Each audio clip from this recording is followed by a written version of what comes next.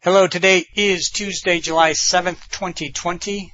I'm Joe Schmidt from TC2, and this is Staying Connected. This is the second part of our two-part podcast series where Laura McDonald, a partner at LB3, and Pat Gilpatrick, one of our directors at TC2, are discussing with me what companies need to do when it's been announced that they will be merging with another company. In part one, we covered the things you're not supposed to do, like violate antitrust laws, and what your first steps should be once information and contracts can be shared. We'll pick up the discussion by looking at what your next step is once you've reviewed contracts and have a sense of your commitments and your opportunities. Thanks, Joe. It's good to be back.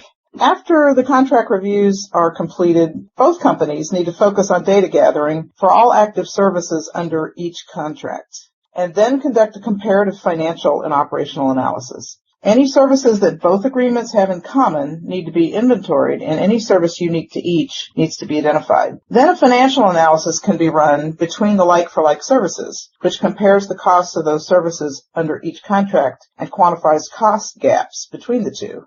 The client would then need to provide input to determine whether the existing inventory of services would be significantly impacted by, say, rooftop consolidations or other changes like increased or decreased bandwidth requirements.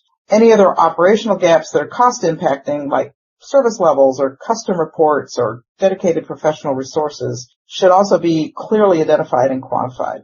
And Pat, as mentioned previously, sometimes your agreements will have helpful merger clauses. Some of the other things to check, in addition to those that we mentioned in our earlier podcast, are commitment relief clauses that give you relief or waivers of shortfall if there's a merger, and provisions that contractually allow you to cherry pick account teams. If so, and even if not, use this time to determine who has the best account team and see if you can use some friendly competition to retain the best of the group and to get valuable concessions. Yeah, I like that one. That's a good one. So many times these vendor relationships come down to, how good the account team is. You're absolutely right, Joe. And something else to consider is if you are the company that's selling a business unit or affiliate, you may need to have a spin-off or participation agreements to allow the new company to continue to use the services for a period of time until the merger is complete, not just from a signature status, but from the actual consolidation. It's almost impossible just to cut over services the day the deal is inked, so the spun-off entity may need to continue to get services from its former parent for as much as 8 months to a year. And if you're the acquiring entity, the same applies. You may need to make sure that's in place so that you don't suddenly have a cliff that this new entity is facing as far as contractual protection. In my experience, the client usually wants to cherry pick the best of both worlds. On one hand, take advantage of the most advantageous pricing and terms, and then on the other hand, overwrite those less advantageous. And obviously, the supplier's objective is to retain both the revenue stream and the operating margins that were previously agreed. So, Pat, how do these get resolved? Well, in every case, it's a negotiation, and the client will have to pick their priorities. They won't get all of those cherry-picked items successfully completed in the new deal.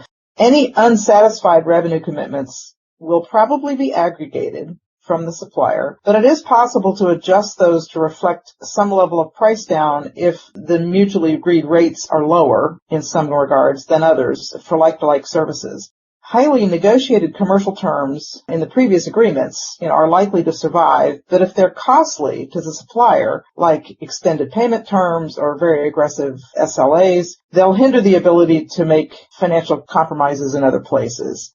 The remaining timeline on the term is really critical. If the time remaining on the acquired contract is 12 months or less, it may not even be worth the effort to renegotiate, especially if the operational impact of the merger or the acquisition is not fully understood.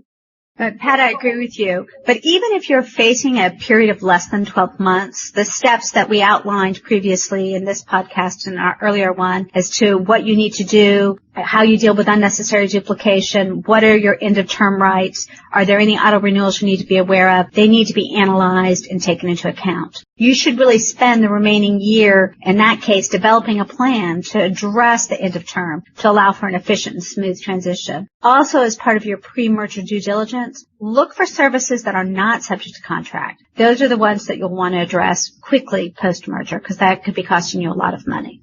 Well, what if you have a lot of time, or conversely, just a few months left on one or more of the contracts?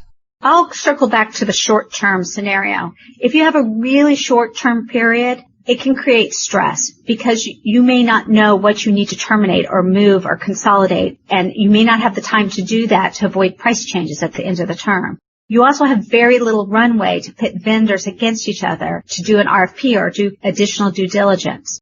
In this case, you may actually want to extend for a short period of time. But if you have like 18 or 24 months left, hopefully you have one of the merger clauses that Laura's already talked about. But if you don't, you'll need to develop a migration plan and start looking for ways to develop some leverage in the merging of the deals or the ability to migrate services to another vendor or minimize any early termination risks as you inevitably will disconnect services to achieve your operational efficiencies.